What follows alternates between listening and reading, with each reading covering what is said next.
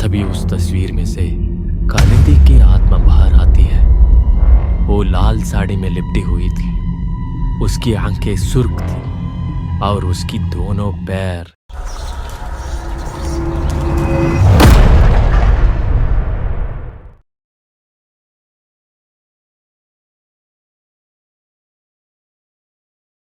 सालों से गांव के बाहर एक पुरानी हवेली खड़ी थी जिसे कालिंदी हवेली कहा जाता था।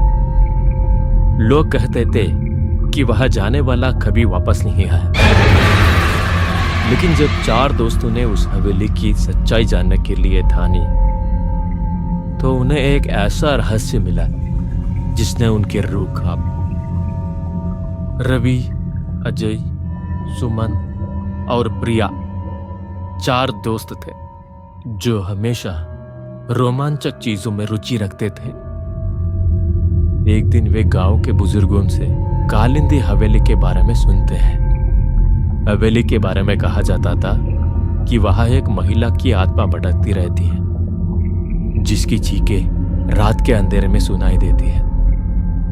प्रिया अपने तीनों दोस्तों को इशारे से उस हवेली में जाने के बारे में कहती है। वे तीनों भी इशारे से हाँ कहते हैं। दादाजी को उन लोगों का कोड वर्ड्स समझ में नहीं आता। वे चुपचाप बैठे थे। चारों दोस्तों ठान लेते हैं कि वे आधी रात को उस हवेली में जाएंगे और पता लगाएंगे कि आखिर वहां ऐसा क्या है। सभी के साथ एक एक टॉर्च और गले में रक्षा सूत्र बंधे सारी तैयारी करके वक्त के इंतजार में बैठे थे। घड़ी में जैसे ही 12 बजे तो सभी लोग उठकर हवेली की ओर निकल पड़े।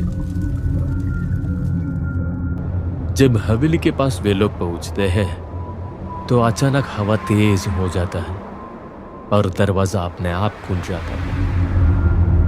वे चारों एक एक कर अंदर जाते हैं। तभी प्रिया देखती है कि उसकी शूज का लेस खुला हुआ है। वो झुककर लेस बांधने लगती है। जैसे ही वो लेस बांधकर ऊपर उठती है तभी उसकी रक्षा सूत्र एक पौधे की टहनी से फंसकर टूट जाती है।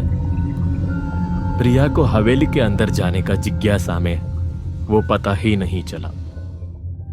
वे चारों लोग हवेली के अंदर दाखिल होते हैं। हवेली के अंदर घुसते ही माहौल अजीब हो जाता है। वहां हर तरफ धूल जमी हुई थी और दीवारों पर अजीब आकृतियां बनी थी। तभी सुमन को एक कमरे से किसी धीमी आवाज सुनाई देती है। वे लोग धीरे धीरे उस कमरे के ओर जाते हैं। कमरे के अंदर जाते ही उनके सामने उन्हें एक पुरानी तस्वीर मिलती है जिसमें एक औरत लाल साड़ी में खड़ी हुई होती है। तस्वीर में लिखा हुआ था कालिंदी देवी 1956। जैसे ही प्रिया उस तस्वीर को छूती है अचानक हवा चलने लगती है और एक डरावनी हंसी गूंजती है। तभी उस तस्वीर में से कालिंदी की आत्मा बाहर आती है। वो लाल साड़ी में लिपटी हुई थी, उसकी आंखें सुर्ख थी और उसकी दोनों पैर पीछे के ओर मुड़ी हुई थी। वे चारों हक्का बक्का रह गए लेकिन वो हिम्मत नहीं खोई। उन चारों में से सुमन आगे खड़ा हुआ था। कालिंदी की आत्मा उनकी तरफ तेजी से बढ़ी लेकिन वो आगे खड़ा सुमन को छोड़कर प्रिया को एक हाथ से ऊपर उठाया। तभी सुमन चीखते हुए कहा, कौन हो तुम और क्या चाहती हो? हमारे प्रिया को छोड़ दो। देखो, हम लोग तुम्हारा सामने कुछ भी नहीं है लेकिन हम तुम्हारा मदद कर सकते हैं, इसलिए उसे कुछ मत करना। प्लीज प्लीज उसे छोड़ दो। सुमन के ये कहते ही कालिंदी की आत्मा प्रिया को सही सलामत नीचे उतारा और कही, मुक्ति चाहिए, मुझे जिंदा जलाया गया था, जिंदा, मेरी आत्मा को मुक्ति चाहिए। ये कहकर वो गायब हो जाती है। चारों दोस्त हवेली में रखी एक पुरानी डायरी को देखते हैं जिससे पता चलता है कि साल 1956 में कालिंदी देवी को कुछ लोगों ने काले जादू के कारण मार दिया था, यानी कि जिंदा जलाया गया था। लेकिन कालिंदी देवी बेकसूर थी। जिसके बाद कालिंदी देवी का आत्मा उन लोगों को उसी सजा दिया जो उसको दिया था। इसके बाद उसका आत्मा इसी हवेली में मुक्ति के इंतजार में कैद है। वे चारों तुरंत पास के मंदिर के पंडित को बुलाते हैं और हवेली में अनुष्ठान करवाते हैं। जैसे ही अनुष्ठान पूरा होती है, कालिंदी देवी की आत्मा हमेशा हमेशा के लिए खुशी खुशी मुक्त हो जाती है। चारों दोस्त एक रहस्य को सुलझाने के बाद चैन के सांस लेते हुए हवेली से बाहर आते हैं।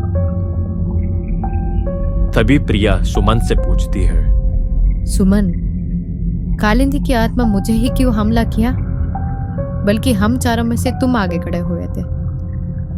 ये तो मुझे भी नहीं पता।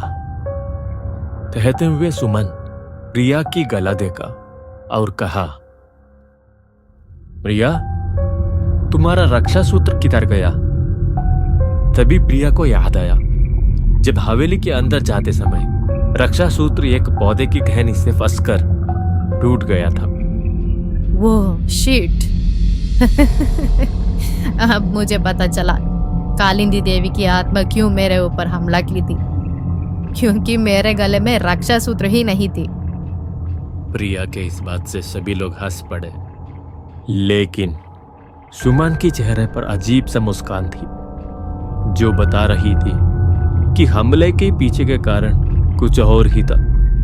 कालिंदी देवी की रूम के बगल में ही एक रूम था जिसके अंदर भी एक फोटो रखा हुआ था, जिसमें एक बच्चे का चित्र था जिस पर लिखा हुआ था, कालिंदी देवी का पोता सुमन। अगर आपको ये वीडियो अच्छी लगी हो तो चैनल को सब्सक्राइब करके बेल आइकन दबाना ना भूलें। और हाँ दोस्तों, लाइक करने के साथ साथ वीडियो को अपने दोस्तों के साथ शेयर जरूर करें।